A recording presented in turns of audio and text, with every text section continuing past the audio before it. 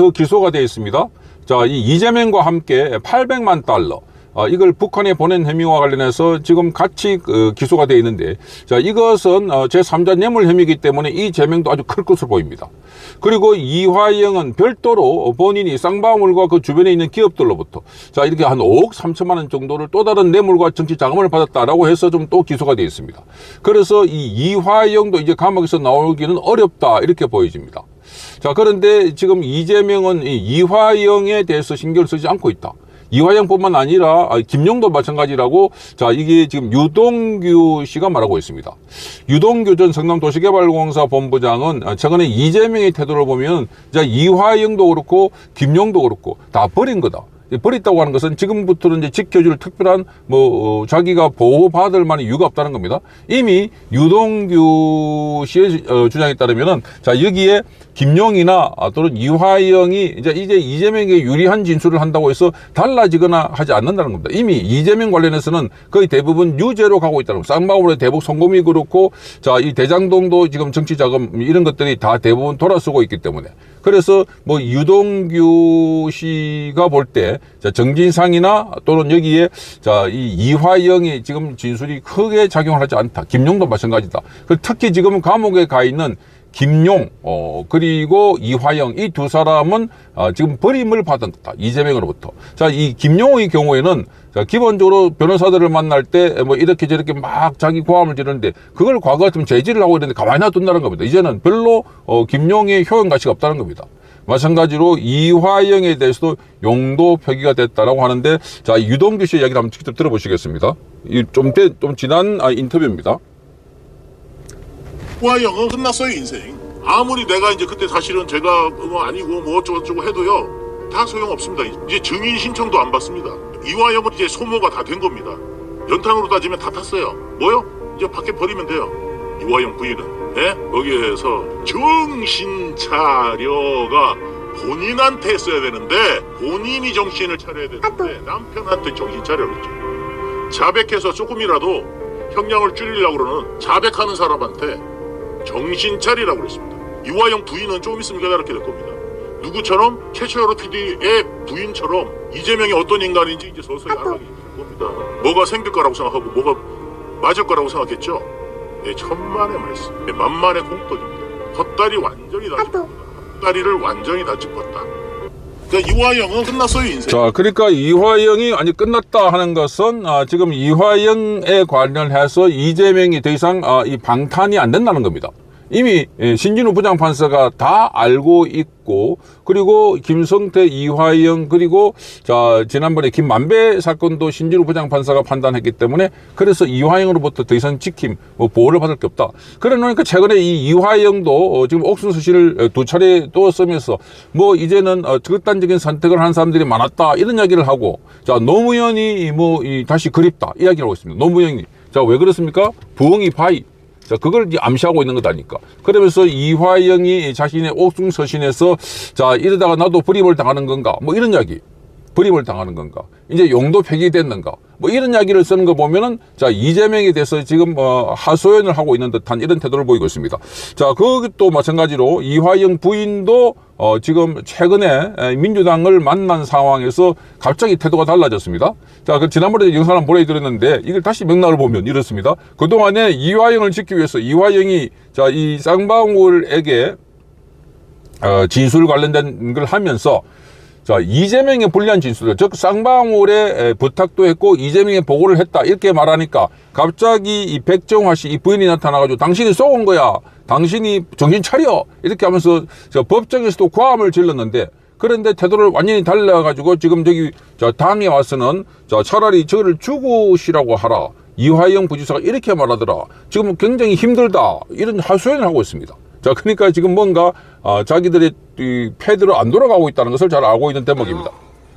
차라리 저를 죽으라고 하세요 이런 얘기를 했었어요. 그러니까 정말 죽고 싶은 마음일 거라고 생각을 해요. 그래서 지금 2022년 9월에 들어가서 지금 1년 10개월 동안 감옥에 있고 또 9년 6개월이라는 걸 받았어요. 그래서 억장이 무너지고 있을 것 같은데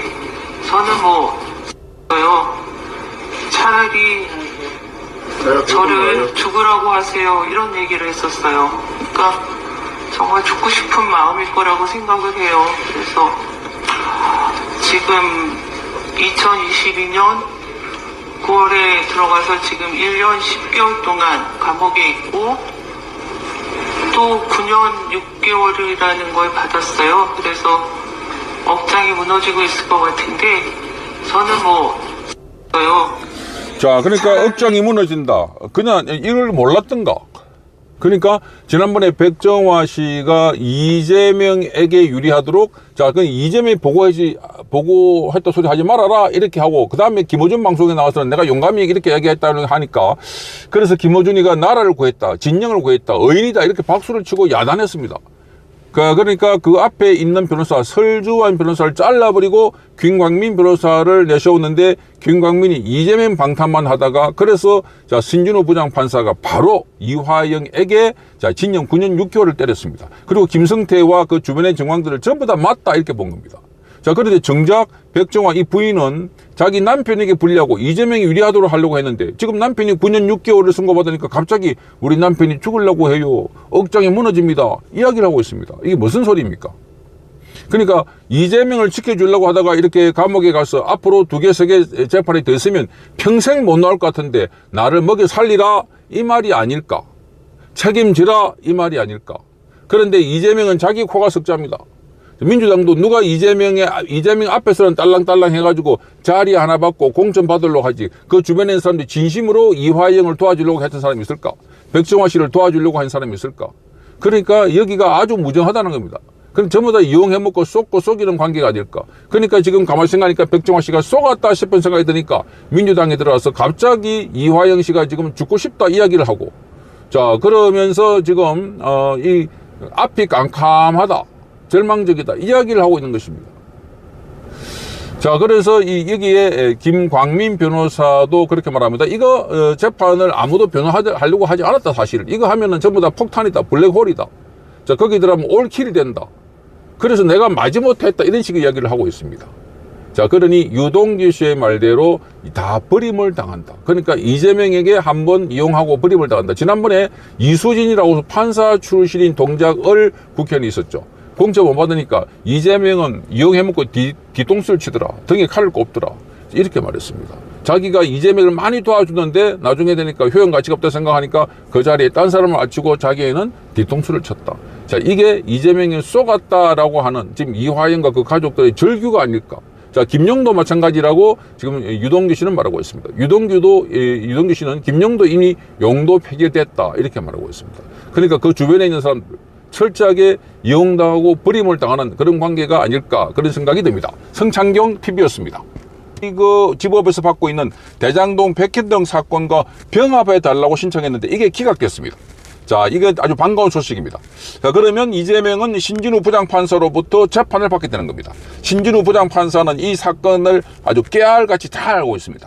자, 이화영 재판도 했고 그리고 김성태 재판도 했고 그 앞에 김만배 재판도 했습니다. 그래서 대장동 사건과 그리고 쌍방울 대북 속금 이 연관된 사건을 다 알고 있는 겁니다. 그래서 신진우 부장판사는 지난번에 김성태 재판에서 자, 이 김성태가 뇌물을 준 사람이 맞다 이렇게 해서 뇌물 공유죄로 3년 6개월을 선고했습니다.